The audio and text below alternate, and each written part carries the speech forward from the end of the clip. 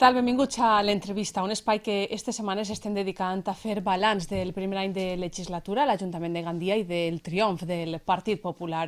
Avui és el torn per al portaveu del grup municipal del Bloc Compromís a l'Ajuntament de Gandia, Josep Miquel Moya. Senyor Moya, benvingut. Moltes gràcies. Gràcies per estar amb nosaltres.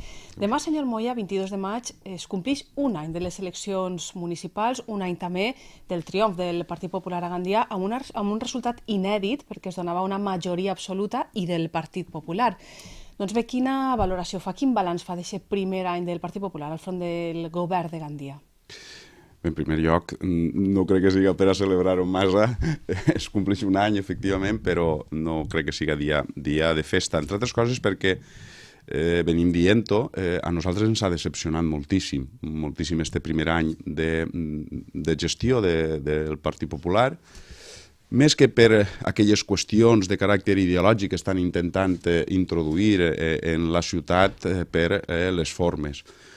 Nosaltres compartirem l'anterior legislatura amb ells en l'oposició, estiguérem plantejant que era absolutament imprescindible canvis en moltes qüestions, però fonamentalment el respecte i la participació dels grups de l'oposició en les decisions del govern, i teníem, per dir-ho d'alguna manera, al marge de totes les discrepàncies ideològiques, un poc d'esperança de que amb este resultat les coses canviaren, però hem vist que no, que desgraciadament no. Si això li afegim, efectivament, que estan fent-se moltes coses que nosaltres no compartim i que entenem que no van a ajudar a solucionar o a canviar els problemes estructurals de la nostra ciutat, doncs el balanç no pot ser de cap de les maneres positiu. Efectivament, jo estava recordant que vostès en la legislatura passada van ser molt crítics amb el Partit Socialista, els acusaven de governar de forma oscurantista.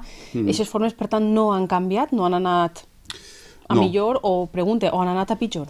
No, home, a pitjor doncs, tampoc, perquè la veritat és que va ser prou dura la legislatura passada amb el govern del PSOE i de Plataforma, però, com dic moltes vegades, un URE d'allò que diu, i el Partit Popular va coincidir amb nosaltres en moltíssimes qüestions d'aquest estil que ara realment no ha fet. El tema dels pressupostos és una mostra, i vam intentar dir-ho. Hem estat 4 anys criticant l'arribada a una situació determinada per una sèrie de qüestions, cànons anticipats, una gran preponderància de les empreses públiques amb tot el que això suposa, venda de patrimoni i altres, i ara descobrim que el primer pressupost del Partit Popular es fa exactament el mateix, però, a més, amb més força i, a més, de manera menys comprensible, perquè ja sabem que tot allò és el que ens va portar a esta situació. Són, per exemple, detalls que ens han sorprès i ens han decepcionat moltíssim. Vostès han estat també molt crítics amb aquest retall en els grups municipals a l'Ajuntament de Gandia. Clar, en el cas del Bloc, que ja és un partit minoritari, sembla que es queden en no res vostès. Sí, nosaltres, acceptem, evidentment, que estem en un moment d'una crisi econòmica molt profunda i que la situació particular de l'Ajuntament de Gandia recomana la revisió absolutament de tot i, per tant, també mesures d'ajust, però pensem que han anat a retallar era el més fàcil, el més efectista i, a més, d'una manera molt poc democràtica. Nosaltres, efectivament, som un grup polític, tenim l'obligació de complir el nostre paper, el paper que se'ns ha assignat, que en aquest cas és el d'oposició, i per poder fer això necessitem recursos. Els recursos que teníem ja eren inferiors als que teníem en la legislatura anterior, i ara no acabem d'entendre exactament per què el senyor Torró retalla. En aquest respecte, és un altre exemple. Quan el senyor Orengo, com a alcalde de l'anterior legislatura, va retallar també un assessor de cada un dels grups, el senyor Torró va fer una roda de premsa parlant d'atac a la democràcia, parlant de persecució, parlant de venjança política, etc. Bueno, ara estem exactament en el mateix. Nosaltres, efectivament, necessitem recursos per poder treballar. N'hi ha qui diu un grup de 10 regidors i un o de 2 tenen els mateixos recursos humans, és a dir, tenien un assessor i un secretari de grup, però jo vull dir que precisament per això, per ser més menuts, necessitem aquests recursos, perquè nosaltres hem de mirar la mateixa documentació que miren la resta de grups, hem d'anar a les mateixes comissions, hem de presentar les mateixes al·legacions, hem d'intentar estar en tots els llocs on estan la resta, i això ho hem d'intentar fer en 2 regidors. Ja sé que algú dirà, bueno, doncs quan sigues més votat tindràs la possibilitat de tindre més, i això és cert, però fins ara no s'havia passat mai de determinada línia roja i s'havia respetat aquest dret dels grups polítics a tindre recursos per poder realitzar la seva tasca, que el senyor Torró ha dinamitat, entrant en una espiral, que ja li ho hem dit, que no sabem exactament quan acabarà, perquè, bé, coneixent el funcionament dels 2 grans partits, lo lògic és que siga quan siga, o lo previsible, que torni a guanyar el Partit Socialista o que no guanyi que no governa el Partit Popular, se li torne encara més del que ell ha donat.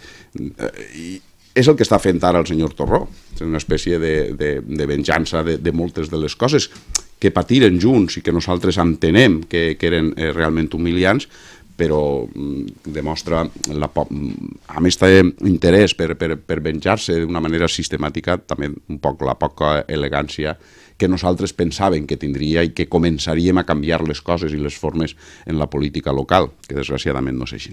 Senyor Moya, la senyora Lorena Milvaques, que exercia com a assessora del seu grup municipal, ha marxat degut a estos retalls, però... Ha sigut cessada. Ha sigut cessada, sí, és la paraula correcta. El cas és que es temen que ella tornarà més pront o més tard i que possiblement vostè sigui qui li cedisca aquest pas per a que ella exercisca com a regidora. Quan pensa vostè moure fitxa en aquest sentit?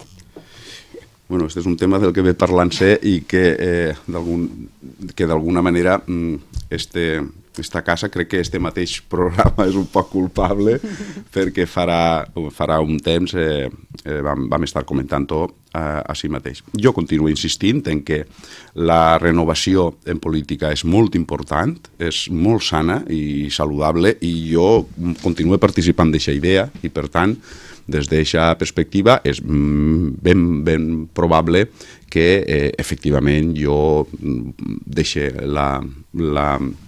l'acte de regidor en esta legislatura. Si això ocorreix, evidentment la número 3 en la llista electoral era Lorena Milvaques i Lorena seria la que tindria l'acte de regidor. Però no m'ha dit quan ocorreria això? Al llarg de la legislatura, no vol posar dates, no?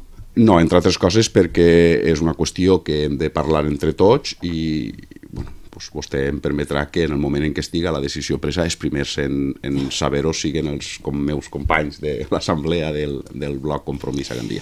Senyor Moya, parlem de més qüestions municipals. L'alcalde de Gandia va anunciar en aquest espai de l'entrevista que el pressupost d'enguany és restrictiu i el de l'any que ve encara ho serà més, i parlava, per exemple, de fer retalls en ajudes a associacions. Va dir que determinades associacions de la ciutat no aportaven res a Gandia. En primer lloc li preguntaria què li sembla l'anunci i després si intuïs per on aniran els tirs, qui es veuria afectat per estos retalls. El senyor Torró està últimament demostrant una espècie d'incontinència verbal i de manera conscient o inconscient acaba ferint, acaba insultant a part de la ciutadania. Cada associació que existeix a la ciutat té un paper, té un objectiu i cadascú fa el que creu que ha de fer. Altra cosa és que efectivament això siga sempre subvencionable al 100% per part de l'Ajuntament. Això és un debat obert i cadascú, com en totes les coses, en política la priorització és el més important, prioritzaríem uns determinats col·lectius o uns altres, però dir que n'hi ha col·lectius que no aporten res, no aportaran. Ell entendrà que no és prioritari per a ell, però això de que no aporten res, no sé per on poden anar els tirs. De tota manera, no ha descobert res en aquesta afirmació el senyor Torró. Sí que ha dit una cosa que no és certa. Este pressupost d'enguany no és un pressupost restrictiu, no és cert. El pressupost està respecte al pressupost del 2011 augmentat, si no recorde mal, 15 o 20 milions d'euros. Són 15 o 20 milions d'euros més. Clar, ells utilitzen una trampa que nosaltres li l'han retret algunes vegades. Ells no parteixen del pressupost del 2011 aprovat, sinó del que es va gastar durant el 2011. Clar, però coincidíem, sobretot abans de la victòria del Partit Popular, en què la gestió que es va fer per part de l'anterior govern era una gestió pèssima i on es van gastar els diners que no existien. Però, clar, eixa despesa és el punt de partida que ells han agafat per a fer el nou pressupost. Clar, en base a això, clar que el pressupost és menor, però si comparem realment les xifres aprovades és major. O sigui, això per començar. I segona, que els pressupostos posteriors van a ser restrictius, no cal que ho diga ell, acabem d'aprovar un pla d'ajust en el que, efectivament, hem de pagar, de tornar els 120 milions d'euros que devem als bancs, hem d'incorporar els 60 milions d'euros dels proveïdors que hem de pagar ara. En els propers 10 anys no es preveuen inversions, ninguna, i, sin embargo, hem d'anar tornant aquests diners, que a nosaltres ens agradava sempre quantificar d'una manera gràfica per a que la gent l'entenga. En guany seran quasi 30.000 euros diaris, però en l'any 2014, per poder fer front a això, estarem parlant en l'any 2014 del doble, de quasi 60.000 euros diaris. Efectivament, els pressupostos van a ser restrictius, estan obligats per l'estabilitat pressupostària a anar assumint a poc les liquidacions negatives que s'han produït en els anteriors anys i, per tant, no tenen més remei. Però no perquè sigui una decisió del senyor Torró, és que els ho ha imposat el pla d'ajust, és a dir, el Ministeri, per poder accedir al nou préstec de 60 milions d'euros. L'alcalde ha anunciat també que amb els diners del Pla Confiança de la Generalitat va abordar una sèrie d'obres, entre elles la remodelació de la ja remodelada plaça del Prado, i li pregunto a vostè perquè quan es va remodelar aquesta plaça vostè era el responsable de planificació i projectes i l'encarregat de donar-li una nova forma a aquesta plaça. Què li sembla que torni a alçar-se? N'hi ha alguns projectes d'aquest nou Pla Confiança, que no sabem exactament com anomenar-lo, en el que nosaltres no acabem d'entendre. I que entenem que no serien prioritaris en estos. N'hi ha uns altres que sí, i n'hi ha uns altres en els que no estem absolutament d'acord. Probablement el de la plaça del Prado és un dels que no entenem. No entenem que es posa en un pla que al final són diners de la ciutat, és a dir, són diners de tots, perquè algú diu, és que això no ho paga Gandia. No, clar que ho paga Gandia, perquè si són uns diners que pertanyen a la ciutat, són de la ciutat, i la ciutat pot decidir gastar-se'ls en una altra cosa. I diguem que no toca. D'una banda, el projecte a nosaltres no ens agrada, allò de malbaratar la coberta de la plaça amb un centre comercial, amb un supermercat, etc. No ho trobem oportú, perquè pensem que és un error urbanístic de primera magnitud, perquè s'impossibilita la utilització de la plaça per a determinades accions de caràcter col·lectiu. I un parèntesi, tot i que és absolutament imprescindible que d'una vegada per totes es regule l'ús d'aquesta plaça per a que els veïns que viuen puguen fer-ho en unes condicions dignes, però d'una altra no acabem d'entendre per què, estem parlant ja de 4-6 anys després, encara ningú ens ha explicat per què la plaça que no estava ben acabada va ser recepcionada per l'Ajuntament. I una vegada recepcionada per l'Ajuntament, efectivament, la despesa del seu arreglo corre a càrrec de l'Ajuntament, és a dir, a càrrec de tots. Això hauria de fer-se a càrrec al propi concessionari de les obres, que era l'encarregat de l'arreglo en superfície. Evidentment, s'ha de remodelar la plaça, s'ha de reparar aquelles coses que des del primer dia no estan ben fetes, però d'ahir a carregar una nova remodelació n'hi ha un abisme. Per tant, reparació sí, a càrrec de l'empresa concessionària, que és la que en el seu aval hauria d'haver-ho pagat, remodelació de la plaça malbaratant la seva rotunditat i el seu ús, la seva utilitat, pensem que és un error urbanístic. En aquest Pla Confiança també estan incloses les obres del moll dels Borja, i la setmana passada el portaveu del grup municipal socialista, José Manuel Orengo, acusava l'alcalde d'haver trencat un conveni que va firmar el senyor Orengo amb l'autoritat portuària en la legislatura passada, pel qual l'autoritat portuària s'encarregava d'aquestes obres amb 1,2 milions d'euros, el 70% del pressupost. Sembla, segons el senyor Orengo, que aquest conveni que ha desaparegut, s'ha signat un altre pel qual serà l'Ajuntament de Gandia qui aborde la major part econòmica d'aquestes obres a canvi de 5 tinglados, hi ha algun benefici més, tots, segons Orengo, per evitar pagar les taxes del xiringuito de la platja Varadero. Jo he intentat resseguir el tema i he de dir que no he tret àvia clara del tot. I crec que, sobretot, és producte de la poca capacitat o l'interès en que quan se signen convenis d'aquest estil no estiga tot absolutament clar i definit, perquè moltes vegades prima més l'ànsia de publicitat, de dir hem firmat un conveni i de més, que el que realment diu el contingut del conveni. Ho dic perquè el conveni anterior, allò del 70-30, no apareixia realment en el conveni, apareixia en un annex d'inversions que jo no he pogut descobrir que estiguera firmat per ningú en ningú puesto. Però és de veres que el nou conveni que ara firma el senyor Torró ni siquiera apareix això, ni siquiera per aproximació apareix uns mínims compromisos per part de l'autoritat portuària d'aportar diners i de sufragar part de les obres. Per tant, des d'aquesta perspectiva, jo crec que sí que hem perdut, perquè almenys l'autoritat portuària, encara que allò del conveni anterior jo no ho tinc massa clar, però almenys sí que en els seus pressupostos destinava diners per al port de Gandia, cosa que en aquests moments em sembla que no és així, però crec que hauríem de, com dic, demanar per part de la ciutat que quan se signen convenis que queden clars. Els convenis no poden ser absolutament interpretables segons ho llisga l'oposició o ho llisga el govern, deuen d'estar clars.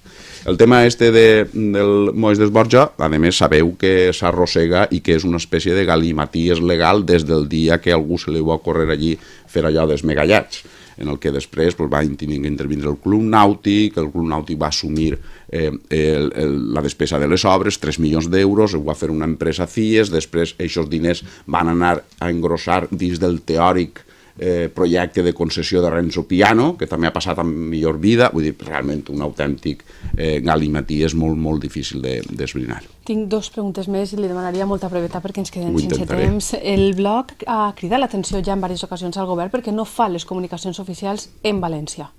Sí, tenim un reglament d'ús del propi Ajuntament que no complixen. Nosaltres entenem que és absolutament imprescindible que donem exemple des de l'administració i sobretot que complim la legalitat.